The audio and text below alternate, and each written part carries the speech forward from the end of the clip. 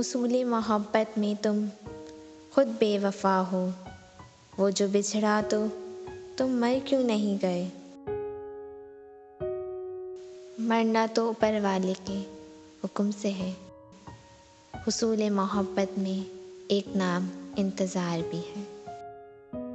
इंतज़ार तो उनका किया जाता है जिन्हें वापस आना हो, जो खुद गर्ज हों उनके लिए मरा नहीं करते। ज़िंदगी तो खुदा की देन है, फिर भी जिनसे मोहब्बत हो उनके बगैर जिया नहीं करते।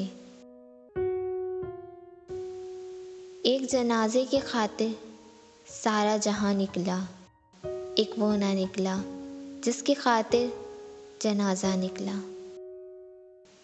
ए सनम, मैं कैसे आती तेरे जनाजे के पीछे, मेरा अपना ही जनाजा था तेरे जनाजे के पीछे।